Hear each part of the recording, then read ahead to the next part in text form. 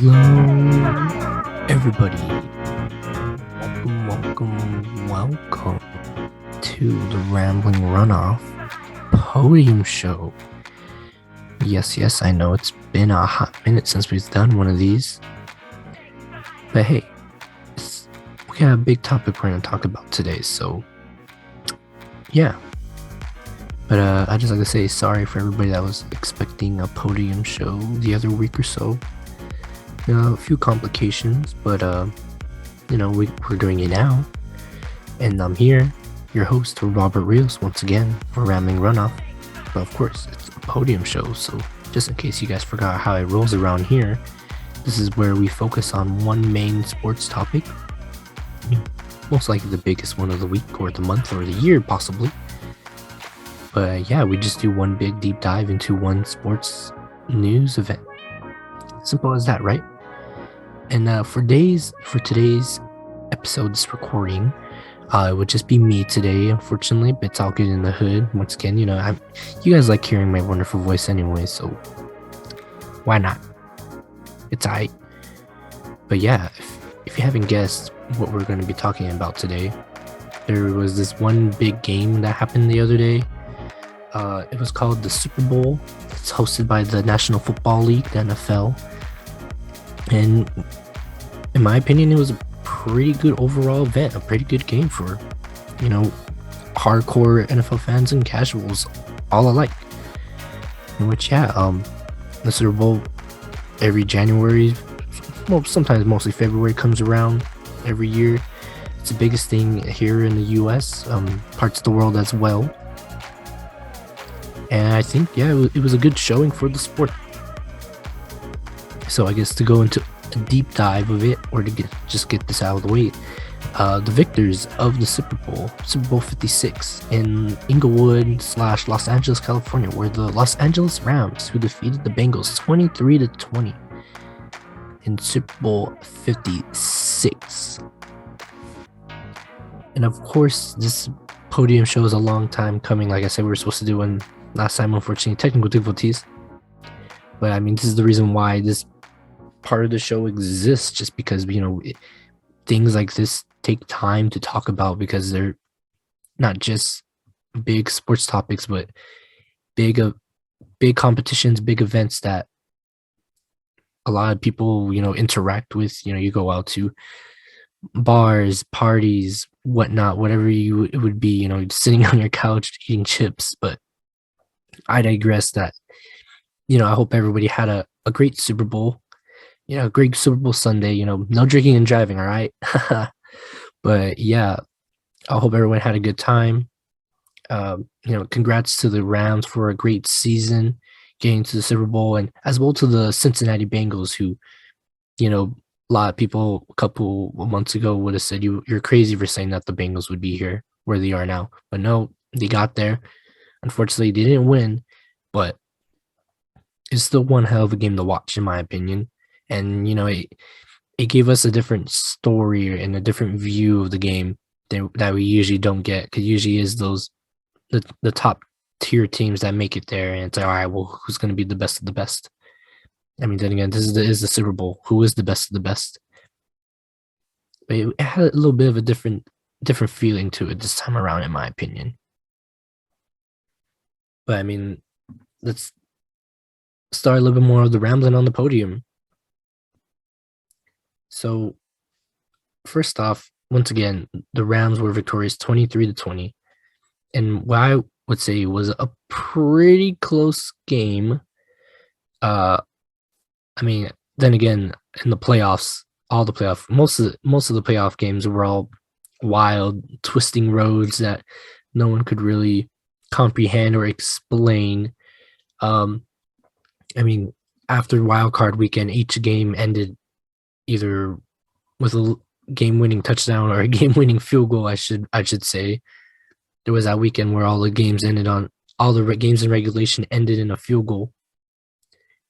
But hey, just like all those playoff games, this game did not disappoint either.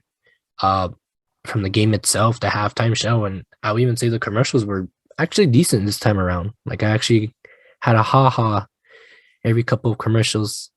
Damn you, Bitcoin. But it was a pretty good time to be a football fan and a casual, in my opinion, once again. But yeah, I mean, with the game itself, with Super Bowl 56, both teams kind of, had a nab at the ball. Nothing really came of it. We did get some scoring in the first quarter, thankfully, as the Rams were the team to open up the scoring, as Odell Beckham Jr., a guy that I would say this was the most important game in his career, considering he was a standout performer with the Giants. Went out to Cleveland where people thought, all right, new face, new place. Let's see where this goes. He has Mayfield with him as a QB. It doesn't really work out, but the Rams decide to pick him up and they add him to the roster, which I think, helped Stafford out. And although I wouldn't say he's the most threatening receiver on this Rams receiving core, but he's a guy that you still need to watch out for. And yeah, he got the first touchdown in Super Bowl 56, a 17-yard touchdown on the Rams' second drive for the first score. I would say it looked fairly easy considering it was their second drive, and most of the Rams' drives, in my opinion, in the playoffs were planned out in a way where they knew, all right, we're going to run these plays and we're going to score on this specific drive. And I feel like that's what helped the Rams get to this point. They did that very easily against the Bucks, and then they did it again against the Niners. But yeah, the Rams, in LA, showing out for their fans. For the Bengals, it did take them a little while to get going a bit. They did tack on 3 points with the McPherson kick. I would say the Bengals offense were somewhat evenly matched here with the Rams, even though they do play a little differently. You would see the Rams run the ball more than the Bengals, even though I think both defenses were prepared for the run, but the Rams just never let go of the run. But I'll get to that a little bit later. I will say, though, however, overall in the game, I kind of thought this was going to be more similar to the playoffs, where not just it was going to be a close game, but that it was going to be a special teams competition in which, the kickers and even special teams, the punters were going to have to, make sure they were doing their best, because throughout all the playoffs, if you did not have a good special teams core, you were going to pay for it. You saw that with what happened with the Packers, and you saw it with the Niners, good and bad. Packers, were on the negative end, and the Niners were on the positive end. And you see all these kickers were getting, their name shouted out and getting more notoriety. And and just as a quick note, people were making fun of the 49ers kicker who would kick during the halftime shows and the pregame shows, and during this year's halftime, the whole field was being used, so people were making fun of him. They're like, man, that 49ers kicker really wishes he could kick during the halftime show. But yeah, that's how the first quarter went scoring wise, with the Rams leading 7-3. I mean, with that type of score line in the first quarter, you could take it with, I would say, I was taking it with a grain of salt, because both teams, I wouldn't say looked dominant, even though I know I said the Rams were doing cookie cutter, chopping down the defense and moving the ball, but I wouldn't say they look scary. Like, both teams were still warming up, I guess. But I mean, it is a Super Bowl. At times, teams do play a little more timid. But then again, I did kind of notice they were playing fast as well. Like, the first and the second quarters in these games usually go by pretty quick, because, both teams are just trying to run what they think will work and, get them points on the board. And moving along into the second quarter, more of the same. Both teams trying to move the ball as best they can. The Rams for some reason just never let go of the run game.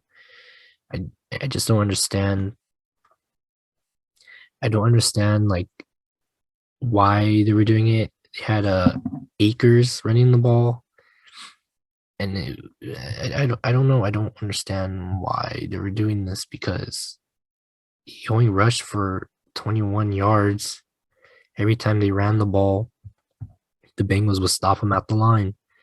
So I'm like, what are you guys doing? And like even I was watching with friends of mine were like, why are they running the ball? Why is that guy running straight into the defense? Why doesn't he just run around? I'm like, well, that's how the plays are drawn. So they kind of got to do it. And you never know how far you'll go when you run through the gap or run through the hole.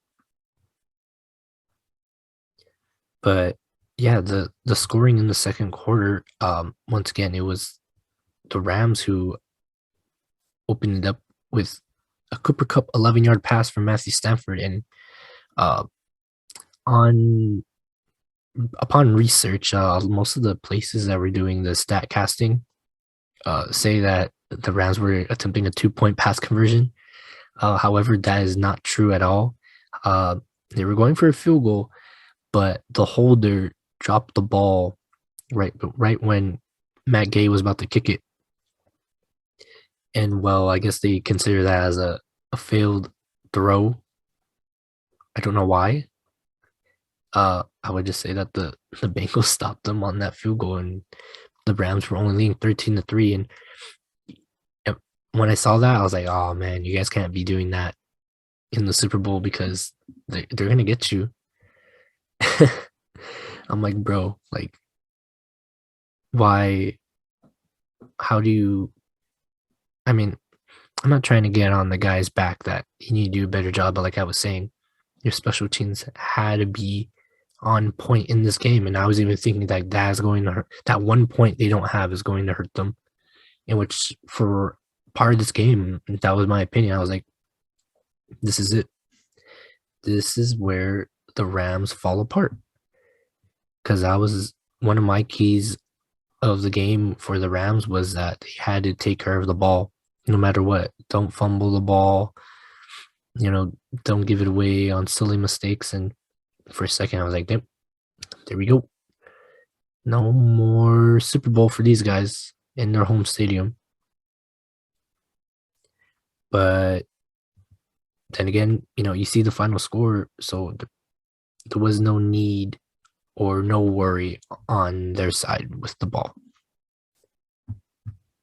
And then moving on in the game, moving on into the second quarter, just like just like the first quarter, the Bengals responded, but this time with a TD of their own.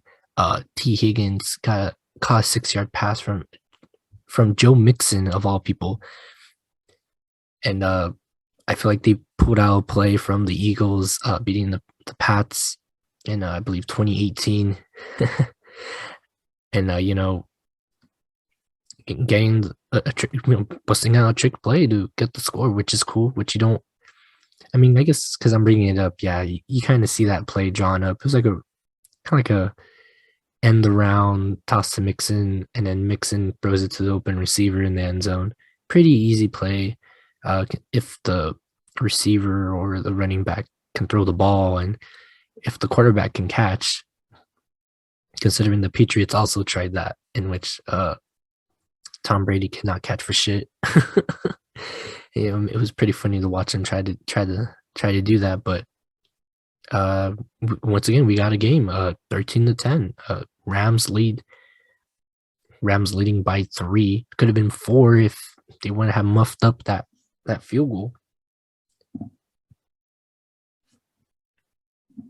But I mean, overall, I feel like this game, like I said when I first started speaking of this, evenly matched team. I feel like everybody already knew it was going to go down to the wire, considering both teams. You have Stafford on one end, who I guess you could say he'll be a gunslinger and kind of throw a pick here and there. He had 2 interceptions this game. I'll get into the stats in a little bit. And Burrow, who his offensive line has just failed him constantly, and I feel like that was more or less the reason why they lost this game. Because yeah, with Burrow, he could run around and be like your more modern athletic quarterback, which is standard nowadays in my opinion. But the thing is, though, a lot of those earlier guys that pioneered running around, like say Mike Vick or Robert Griffin Jr. the third, like they didn't last too long because there was too much running and they were getting hit too much. And it's not just because like the O line, but it's just like that style is just kind of like a live or die type of mentality, way of playing. But hopefully the Bengals can fix that up. But yeah, I'm going into halftime. The Rams at 13-10. I would say my halftime, how would you say, like analysis was that for the Rams to win this game, they would have to keep scoring. I mean, obviously that's the point of the game, but I guess to develop more positive drives in which they didn't run the ball. Like that was like my pet peeve. That's like if you're listening closely, yeah, and I keep bringing it up because yeah, they kept running the ball and getting nothing. And I even think Sean McVay, the head coach, was like, yeah, we ran the ball well. Like, what do you mean you ran the ball well? You guys didn't really generate anything with the run game. I think you guys had one run that was like for 7 yards, and that was probably the longest one of the game for you guys. So I don't know what the hell they were thinking with this play calling. And Sean McVay is a gambler. He almost gambled in that Niner game as well, where he challenged a very obvious not fumble and giving up their last timeout. I mean, luckily, if it wasn't for Aaron Donald wouldn't have. If Aaron Donald didn't build him out in that Niner game, they would have been screwed, honestly. But I mean, it's my opinion. I mean, I digress. But for the halftime show, I thought it was dude, it was pretty dope. Let's not front. You had Snoop Dogg, Eminem, Dr. Dre, Mary J. Blige, and Kendrick Lamar all headlining this year's Super Bowl, in which all these guys, or majority of them, are LA natives. Big name rappers, artists. Somewhat similar backgrounds. The only word I will point out, I just thought of it too, is that Eminem, he's from Detroit. I mean, but then again, Dr. J is the one that found him, discovered him. And speaking of being discovered, Dr. J and Eminem also, helped find 50 Cent, who also performed in the Super Bowl, surprisingly. It was a pretty funny laughing matter as when they transitioned to 50 Cent, he was doing his infamous like workout routine kind of where he's hanging upside down and rapping, which was pretty cool because it's kind of like a throwback. I mean, even though people are capping on him because it looks like he gained weight, but then again, when you get older, that happens. But he was hanging on from his own 2 feet by himself. So you call him a big boy now, but it looks like he's still got some muscle to him and still very athletic at his age now. Yeah, ha ha, 50 Cent, he's a whole dollar now. Ha ha, ja ja ja, very funny. But I thought it was a pretty good performance by all the artists that were there. That 50 Cent appearance was pretty, I would say a pretty big surprise considering we already had Snoop Dogg and Dr. J performing. You don't always get to see Mary J. Blige perform either. Eminem by himself could headline this thing. Dr. J as well. I like Kendrick Lamar's portion of the excuse me, portion of the show, as in he had dancers like jumping out of boxes, and I was like, oh, they're thinking outside the box. Like, I get it. And then they were doing like a routine in which, like, I guess they made a formation of a box, but they're still trapped in the box. So I don't know. I mean, it was a little. They were trying to say something, but I guess it flew over my head. If anybody knows what they were trying to do besides to think outside of the box, let me know on Twitter at off rambling on Twitter, please, because I'm a little curious to see like what were they trying to go for. And I mean, it was also interesting because they were all wearing like black suits. So I wonder what the meaning behind it was. And same thing as Eminem, I think Kendrick could have, easily done this by himself as well.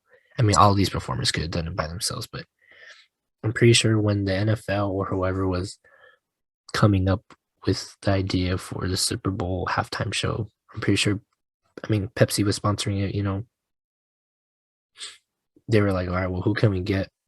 And I'm pretty sure they said one name, and then that other one name said this other name, and then that other name said another name, and they're, all right, well, we gotta just get all of LA because LA is like pretty big and a diverse community of people. So, But yeah. Another shout out to another guy that cameoed in this year's Super Bowl was Anderson .Paak, who was on the drums as Eminem was performing. So I mean, that was cool to see. I almost jumped out on my seat. I'm like, oh, Anderson .Paak. But yeah, and if you're listening to this after our initial Rambling Runoffs episode where I spoke with Danny Tan, who was our guest host for that episode, he said it was pretty good. He said it could have been a little bit better, as in, all these people, like I said, could have performed on their own, but he thinks there could have been a little bit more to it, just a tad, that would have like probably put it over the top for him. He would have liked to have seen more time with the artists. I guess you could say that I have similar sentiment for the halftime show, but I already knew. I'm like, it's only 15 minutes. What can they do with that time? But two things I would like to point out. One, I think people really thought Ice Cube should have been in here because he's another like ride or die LA, Compton, Long Beach native. And my idea, what I thought they were gonna do, which I'm pretty sure they might have tried doing it. I wouldn't be surprised if this was like a test idea. But I wouldn't have been surprised if they tried to have recreate or reincarnate hologram Tupac Shakur, because I feel like if they did that, dude, people would have lost their fucking minds, bro. Because, well, for one, hologram Tupac, what was that, like 2012, 2013 maybe? Like, yeah, they say it was going to be like a one-time thing. I think it did make appearances a few years after that, but other than that, you haven't really seen hologram Tupac in a while. So I feel like this might have been a missed opportunity for them to do that again.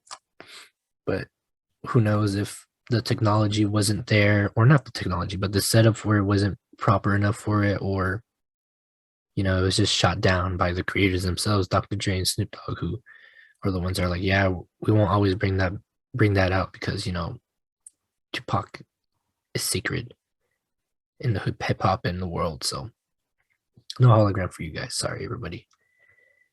But yeah, just to go over some stats of the game, since we're on the halftime portion of the game, I should say. Matthew Stafford went 26 of 40, 283 yards, 3 touchdowns, and the 2 interceptions, which I'll get to in a bit. Joe Burrow, 22 of 33, 263 yards, the 1 touchdown. Cooper Kupp, 8 receptions, 92 yards, 2 touchdowns. Odell Beckham Jr. had the 1 touchdown, but he did leave the game with a non-contact injury. I believe he tore his ACL. He was trying to catch a ball, which bounced off his hands into his leg, and I guess as he stutter stepped or stopped to catch the ball, that was where his leg just kind of gave out on him. And yeah, he was in pain. You know, like I was saying in the beginning of this recording, that had to be the most important game of his career because you don't know where he would be after this. I mean, I'm pretty sure I don't know what his contract situation is with the Rams, but this would have been his only chance to win the Super Bowl. Like, kind of feel for this guy. Like I said, with the Giants are going nowhere. Went with the Browns thought they were going to do it. I mean, the Browns have somewhat turned it around, but not to the point to where these two teams have turned it around. And now he's in LA, a way better community of a team. I mean, obviously, because they won the whole damn thing. But yeah, I mean, OBJ is now in a better place, and here in the world. But going down on the stat line, T. Higgins 4 receptions, 100 yards, 2 touchdowns. That first touchdown that he got or not the first one, but the one to open up the second half, 75-yarder. I mean, I'm getting ahead of myself, but yeah, scored that second touchdown to open up the game, open up the second half. Good on him, on a good showing for him, because I feel like the Bengals themselves have a good receiving core with Tyler Boyd and Jamar Chase. Chase is on the case, of course. Defensively, for the Rams, Von Miller and Aaron Donald had 4 sacks combined, adding to the Rams 7 sacks on the night. They were harassing Burrow all game long, all first half, all game long. Donald really wanted to win this game. I'm pretty sure he still has a sour taste in his tongue from when the Rams first went to the Super Bowl in 2019, where they lost to the Patriots, was it 13-3. It was another defensive performance, but you can't do much when you can't score.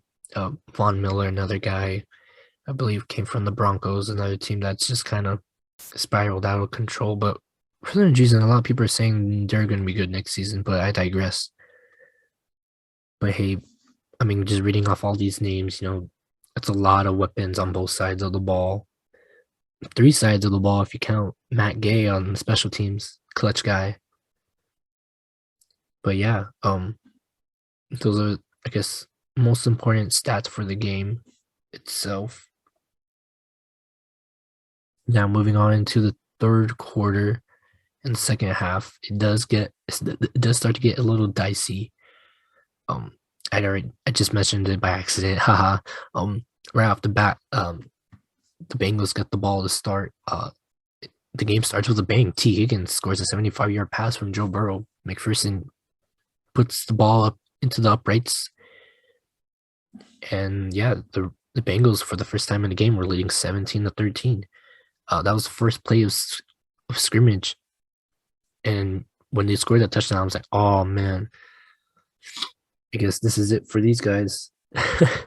This is it for the Rams, because Burrow is about to ice him. Is this his destiny? Because, I mean, all throughout the playoffs, I feel like the Bengals always had their backs against the wall. And I guess you can say that's how Burrow's college and even now his NFL career has kind of always been, which is why like a lot of people like him, because positive looking dude, comes in with the drip, but overall he's just a nice guy to talk to. I wouldn't say he's overrated. He does still need time to develop with his decision making, because there was some throws throughout the game where I was like, like I feel like he could have thrown it to the other guy. Like there was a 4th down play earlier on that I failed to mention where I think it was like 4th and 5, 4th and 1. He threw it to the wrong receiver because it got blocked down, or it was either blocked down or incomplete, but he had another guy wide open, which I feel like would have been the easier throw for him to do, but he didn't see him. So it's like the little things like that. I mean, then again, it could just be coming down to the O-line just not being able to protect him and letting him, make the perfect pass, the best decision to throw the ball in the right direction. But then again, the Burrows, the Cincinnati Burrows, no, the Bengals. I mean, then again, also had a good defense, so it's not like it was just all Burrow doing it all by himself. But on this specific pass play, in the first play of the game, in the second half, the madness starts. Higgins, I think he was being guarded by Ramsey. Man to man, 1v1, hand fighting. Higgins' hand mixes up into Ramsey's face mask. Kind of, I don't know. I guess you could say it was intentional. It does look kind of hidden, which is why there was no call on the play. Higgins grabs onto Ramsey's face mask. Ramsey topples down, and that's what gets Higgins wide open. And it's like, oh man, like here we go. And I didn't realize this until that moment either, but the refs hadn't really called any flags on the play. I think the only flag they had thrown was unsportsmanlike conduct off of the Bengals trick play, in which one of their players ran onto the field to celebrate, but he wasn't like in uniform or anything. So it was like, bro, what are you doing? And costing them a 15-yard penalty. But I mean, it wasn't like a game-changing costly penalty, but it was kind of weird to see him do that because I don't know, like why the hell would you run onto the field when you're not even playing football in your sandals? Come on, fool. Like, don't be stupid. But yeah, there was no call on the play, and the touchdown stood. But I would say it was a prelude to what was to come later in the game because the refs in this game, didn't really call any fouls, throughout the whole time. So it was a little odd not to see the refs throughout the game. I mean, it was good because they let the players play, but there was a scuffle at some point in which Donald aggressively tackled Burrow, which was still in play. Burrow toppled out of bounds, but I guess the O-line just furious with Donald and probably getting irritated with him. Number 75 for the Bengals needs to get fired, low-key, because he was getting bullied by Donald and the rest of the defensive linemen because he could not stop them. And yeah, I think that's what kind of happened is that the Bengals just were getting tired of his shit and, just wanted to get into a shoving match with him. I mean, luckily he was on the Bengals sideline, of course, but, at some point it's going to fall apart for one of these guys. So, like I said, the no face mask call was ironic and a prelude to, what was later to come in this game. But yeah, the Bengals, for the first time in the game, once again, 17-13, right off the bat in the third quarter. There was no scoring for the rest of the game for a bit. The closest thing we had was a McPherson 38-yard field goal, 20-13. At this point, I was like, man, like everyone was doubting the Bengals, saying that they weren't going to be a threat to the Rams, but no, like they actually did show that they could play and hang on with these big boys. Burrow in second year in the NFL, held his own. Look at how much they had adversity they had to go through to get here, and they were leading by 7 in the Super Bowl. Like, who would have thought? But at that moment as well, I was thinking like, yeah, like they're playing good. This might be it for the Rams. But then again, the Bengals haven't been in this position, the position of leading, in the position of being confident with the lead. So I feel like what also kind of doomed them was that, them being winners was their doom, because they're like, what do we do? We've never been in this position before. Like, do we hunker down? Do we try to score more? And I think I know what they were doing. And that's what the downfall was. The downfall was that they were trying to just play defense because they knew the Rams would also probably try to do the same thing, which, I mean, kind of what happened in the rest of this game. But I don't think it was foolproof because they knew that their offensive line was not going to be able to stand with Donald Miller Robinson, you know, harassing them all game long. Like whatever the Bengals did to stop their defense, just was never going to work. I think that's why they wanted to rely on their defense because they knew they could hang and they knew maybe Stafford would throw a pick. I mean, had the two, one of them was a ball thrown down the middle. The receiver, unfortunately couldn't catch it. It bounced off of his hand and got picked. And the second one as well. And in the second half, Stafford, kind of a careless throw, 1v1, flew over the receiver's head and it was caught in the back of the end zone. It's like, dude, costly throw in my opinion. Like you can't, like I said, like the Rams' mistakes were going to be their downfall. However, they were able to make up for it in this game. For the game against the Bucks with the Rams, like that game could have easily been won by the Bucks if the Rams didn't know how to recuperate. But luckily, they do know how to recuperate and make up for the mistakes.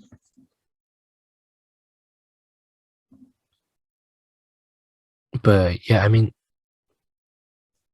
the Rams were trying to respond late into the third quarter, but the score is still being 20-13. You wouldn't be. I wouldn't say you were. You would say you were confident for these guys.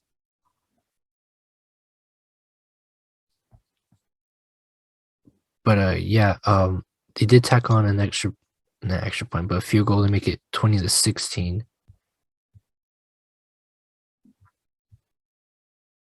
In which then again, now all you need is a touchdown to win the game. But like I said, the Bengals were gonna go full throttle with the defense. So I mean, I don't know. I don't, like I said, I wouldn't agree with the Bengals' decision to do that because I feel like they should have scored. They let their foot off the gas, and that's what made them lose. I know I'm sounding like a broken record, but I just want to implement that this is where they went downhill. Like it's almost as if they ran out of ideas on most. You guys feel me or not?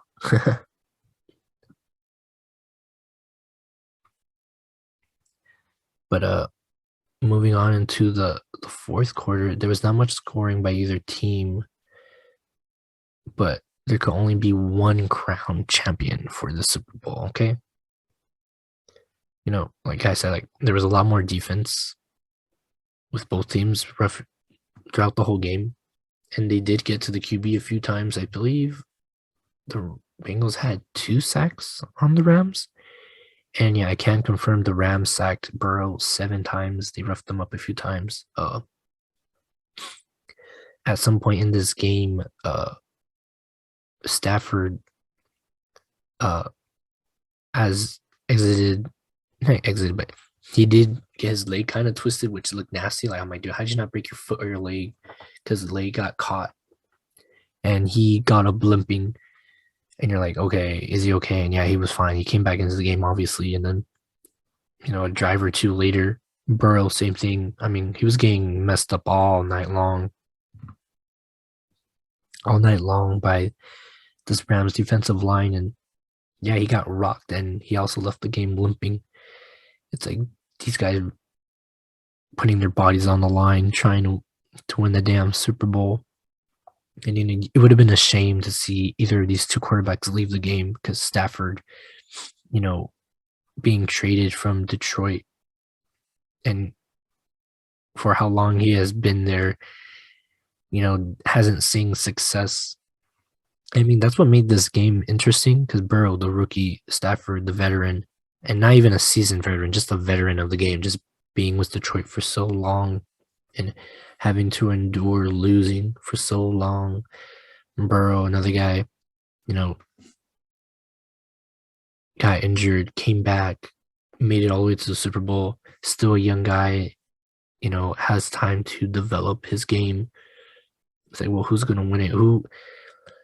I would have been fine with either team winning, honestly. I mean, I know I've also failed to mention that, I picked the Bengals to win. And yes, I was wrong. And, I mean, it's okay, but either or, it was hard to pick who deserved to win this game more, considering all that both of these guys have gone through. You know, you want to see you didn't want to see a loser in this game. Honestly, I didn't want to see no one lose, but it's a game, it's competition. There's winners and there's losers. That's how life works. But it is what it is. It's the Super Bowl, baby. But yeah, after the two knockdowns and the comebacks by the QBs, it was just like a stalemate. I want to say the Bengals did try to put the gas back on, but it was still a little too late because they just, like I said, ran out of ideas and they were trying to do too much, in my opinion, or not do too much. They were doing little to help them win the game.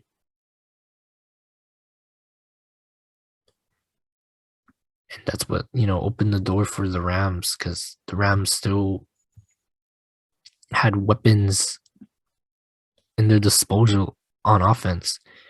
And that one weapon, his name is Cooper Kupp. He kind of disappeared throughout the game. While I was watching, I was live tweeting the game on Rambling Runoff on Twitter at Rambling Runoff. Someone had mentioned that, or there was a few people. Actually, no, the guys from NBC. What the hell? I don't know what the hell they're talking about. Said, "Oh, the Rams have ran out of offensive threats right after Odell Beckham left the game with his leg injury." It's like, dude, what the hell are you talking about, dude? They still have Cooper Kupp, who arguably is their best receiver, and he's the reason why they're here. I'll go back to the game with the Bucks. If Kupp doesn't run all the way downfield to set up the field goal, how do you think that you're going to win that game? How are you going to win that game?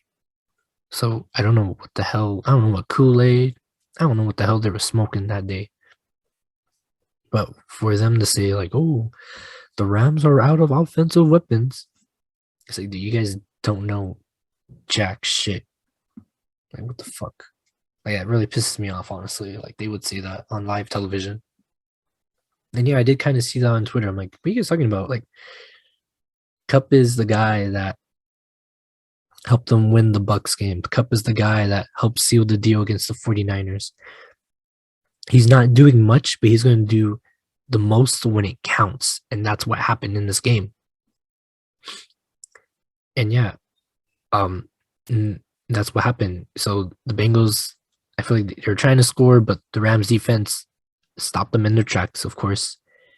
And with the last few minutes, the Bengals could have gone for it, but instead they decided just to punt the ball away and give the ball back to the Rams. And like I said, let the defense handle it. I'm like, dude, why'd you guys do that? It's the Super Bowl. There's no tomorrow. Just go for it on fourth down.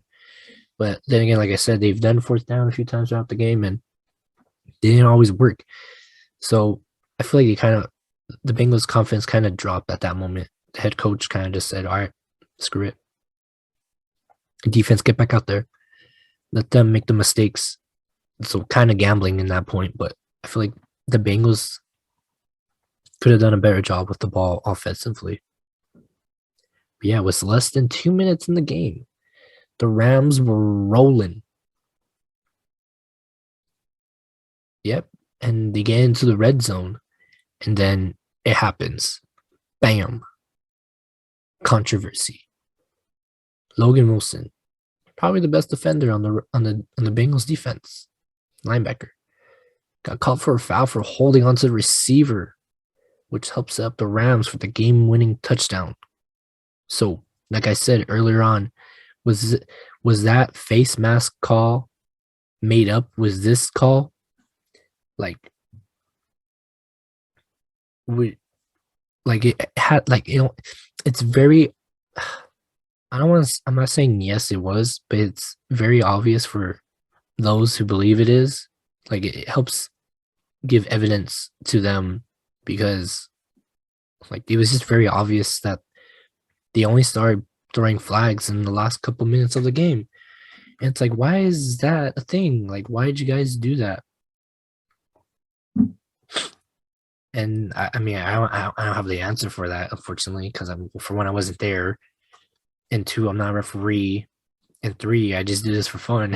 I just like talking about sports. But yeah, I mean, there was an earlier situation where the Rams similarly did the same thing where they held on to the receiver. I mean, it wasn't that bad, but on this one, it was very, very close because Wilson had his hand on the guy's shoulder, but I think it was his bottom hand where it looked like he tugged on his jersey, like on his pads, like in his chest area.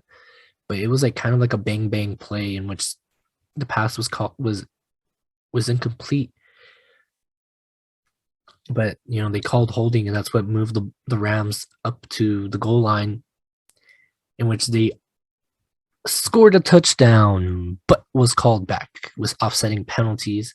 There was holding called on the offense, in which half of the stadium just erupted in rage and like, oh, they're gonna rob us, they're gonna pull this bullshit on us. But there was also another foul. The ball was thrown the cup in the back of the end zone, but he got clapped in the head by a Bengals defender, and they called out for unnecessary roughness or personal foul or whatever. Helmet to helmet, and it was kind of a nasty hit in my opinion because he mostly led with his head, hoping to get cup. I don't get it. Did they know that like even though you hit them really hard in the head, like they're not always gonna pass out? Like that's not how it works. Like technology has really advanced us to the point where the helmets are, to my knowledge, padded as safely as possible. Of course, yeah, it's gonna hurt, and he might have a concussion, but he's not gonna be knocked out like how you see like in those old 80s and 90s tackling best or worst tackles of all time, where the guy gets freaking wiped out from a guy that he doesn't even see coming at him head to head.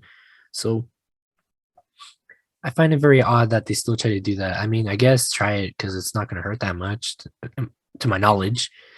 But I don't know. I feel like costly decision on that tackle. But then again, also the Rams almost shot themselves in the foot again. Like I said, they had to clean up their mistakes in order to get this win, to get this dub. But yeah, once again, they go for it. They're in the red zone. I believe it was second or third down at the goal line. It looks like they don't have many receivers lined up because they're all bunched up. The Bengals want come in at the line. I'm like, man, they're gonna send everybody. The Rams say hike. The ball gets snapped. The Bengals rush in, and the Bengals are doing 1v1 coverage, in which, oh man, I'm like, he's getting destroyed on internet. Eli Apple covering Cooper Kupp never stood a chance. And yeah, I was like I said, I had the Bengals winning. So I was like, man, this guy blew it.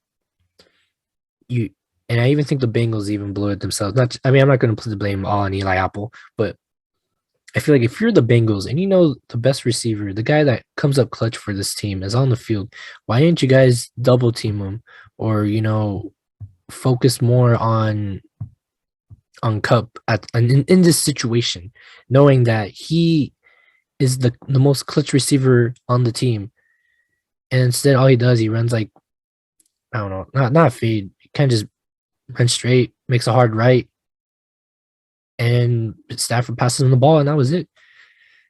Like, it was too easy. It was too easy. If Eli Apple would have turned his head around, dude, he could have ran that shit back for a pick six and closed this shop up. But instead, he turns around, looks at Kupp, Stafford throws the ball, Kupp catches it, touchdown. It's like, bro, like, that was it. Like, it was too easy of a play. But yeah, the Rams up 23-20 with 1:25 left. Matt Gay puts the ball back right up into the uprights, and the Rams leading once again with a Cooper Kupp 1-yard pass from Matthew Stafford. I mean, for me, I was like, all right, minute 25. If the Bengals have enough, or how would you say, have the proper plays to run in the situation, and their O line can hold the defense, they could either tie or even win this whole thing. But of course, as I mentioned, the Bengals ran out of ideas. You know, they moved the ball decently. They were able to, you know, get 5 plays out of it. Uh, I mean, it was kind of squirrely. Um, 26 yards is what they were able to move the ball for. I feel like if they were more prepared in the situation, they could have won the game. But they put themselves in the hole. Um, it's rinse and repeat. A fourth down, it was like 4th and 1 or so. Of course they're going for it, and at the Rams 49-yard line, Aaron Donald zips by everybody, gets to Burrow. Burrow almost escapes, but as he's trying to escape, he tries throwing the ball, an incomplete pass. I mean, the guy that he threw it to, what's his name? Pernay? I feel like he could have dove for it, but I guess he kind of, I don't know who the hell that guy was, but I guess he just gave up on the play. And with 43 seconds left in the game, the Rams got the ball back, but it wasn't really shown on the broadcast. I saw it through social media. Jamar Chase dumped, I think, Ramsey to the ground. I mean, not illegally, but Ramsey fell.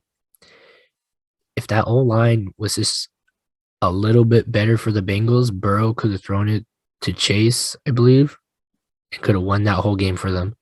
He was wide open. Wide open.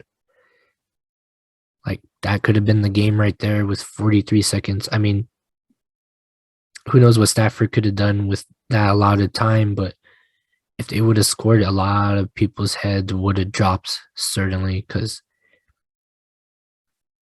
it's the last seconds of the game. It's the Super Bowl. Live or die play at that point. But of course, Aaron Donald is just too much of a beast. 6-pack man, 12-pack man. Destroyed. I feel like he single-handedly destroyed this Bengals offense because they never stood a chance. And yeah, that's, once Donald pulled down Burrow, came back up, showed up his finger, not the middle finger, like his ring finger, like, yep, we got a ring, dog. We're getting the rings. And that was it. The Rams took a knee, and the Los Angeles Rams proved me wrong and were victorious. The LA Rams winning their first Super Bowl here in Los Angeles. Last time they won it, I believe some guy, I forgot his name, in 2000 won it. I wonder what his name was. It was like an important game or something, like a long time ago, in like 1999, 2000. Man, must have been a good game. Whoever who helped win it in 2000, guys, come on.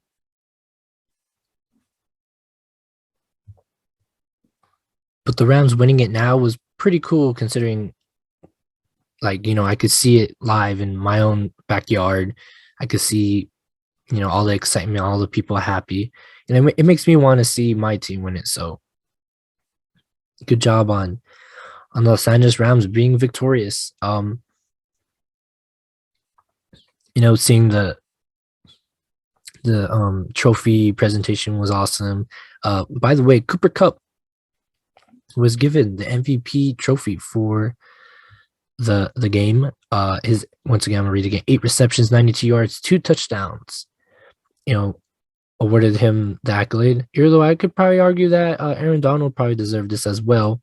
Although he didn't lead the team in sacks, but I feel like he did the most for his team in his position to help them win. In which, a defensive player winning the award is pretty rare, but I mean, why not? Why not give it to Aaron Donald? He was probably the most enthusiastic, the most involved in the game because it was a defensive battle. But I guess they gave it to Cup, who throughout the whole postseason and now the Super Bowl, proved that he's not just a consistent receiver, but he's also a very clutch and competitive receiver when the time is needed and when the time comes for him to show out. But yeah, it was a good Super Bowl, good halftime show, good commercials, which I'll get to for fun real quick. And it was all a good time for everybody. And shout out to all the homies who like the Rams. Your team finally did it. They won the whole shebang bang. But yeah, just really quick for the commercials. I think my favorite commercial is the Rocket Mortgage because it was like a Barbie's house commercial, and they're like, "How did Barbie buy this house on Rocket Mortgage?" Wow! And then they show Castle Grayskull. I flipped out. I grew up watching He-Man, so it was pretty cool. Another one was that damn BitBoy commercial. All it was a QR code trying to get like a discount on Bitcoin. There was also a weird Doritos commercial where they were singing Salt and Pepper, Push It Real Good, which is weird because Push It Real Good's like a sexy song, and they're trying to sell me Doritos and hot Cheetos, but with dancing animals. So close enough. Let me see. I'm trying to think of like another commercial that like caught my attention. Oh, man, there's a few good ones. I mean, they're not like funny, but they're like creative in a way. There was the Jim Carrey cable guy. Verizon's trying to dump old school Wi-Fi, and Jim Carrey reprising his role as the cable guy was pretty funny because all he does is watch TV, and he uses old school cables, and they're trying to get rid of cables, which is pretty cool, which is pretty funny. Which might be looking into that 5G. But yeah, I mean, those are a few commercials off the top of my head that caught my eye. So yeah, I mean, overall it was a good time. But I mean, you've heard me talk about the game. I want to hear from you guys just for a bit. Once again, at Twitter at off rambling or on Instagram rambling runoff. Overall, the game was exciting. It was competitive. It wasn't a letdown. I was a little worried that I didn't know why. Like I said, I didn't know who or what was going to happen in this game, and I was just worried it was going to be a dunce or a blowout. Because blowouts are not fun either sometimes. Because when you watch blowouts, sometimes they're cool to watch, but only when like cool shit happens, and you can't always be entertained by a 10-3 game because it's just defense, but there's nothing else happening with the actual ball. Like you're just watching guys tackle, which if you like that type of thing, go for it. But it is a two-sided / three-sided type of game. Offense, defense, special teams, gotta kick the ball too. But yeah, good showing. The Rams, they did what they've done all season. Play the ball in crucial positions for them to win, and that's how they got the win here. The Bengals, played their cards close to their chests, and same thing. I guess similar to the Rams, did what they could with what they got. Not a lot of big names on that team, in my opinion, in regards to spending, but that's how they got here. A little bit of that backyard football mentality is what kind of mostly got them here. And hopefully, with this victory for the Rams, Stafford, someday gets into the Hall of Fame. Donald gets into the Hall of Fame. Von Miller certainly gets into the Hall of Fame. I believe this is his second ring now, winning the Super Bowl a second time. And OBJ, congrats on him. He was in tears after the game. Of course, yeah, he probably wishes he could have continued playing, but it's okay. He did what he could, and he finally got what he deserves. And yeah, hopefully the Bengals, could repeat what they did now. But of course, maybe not if the Rams decide to run it back. But that's in a year. So I hope everybody enjoyed this Super Bowl as well as I did. But yeah, that was our program, and that was our podium show for today. Rambling Runoff Podium Show Super Bowl wrap up. Thank you for everybody to listening. If you want to find us again, once again on Twitter, I've said it like 10 times already. On Twitter at Off Rambling, on Instagram at Rambling Runoff. Find us on TikTok Rambling Runoff. If you're listening to this on YouTube, please subscribe and like the video. Leave a comment as well. Thank you for listening on Spotify, Stitcher, Google Podcasts, Apple Podcasts. Was it Overcast? If you want to find me personally, you can find me on Twitter at RobertRRY. Thank you for listening to this special edition of the Podium Show Super Bowl wrap-up. I've been your host, Robert Rios. See you guys next time. Peace out.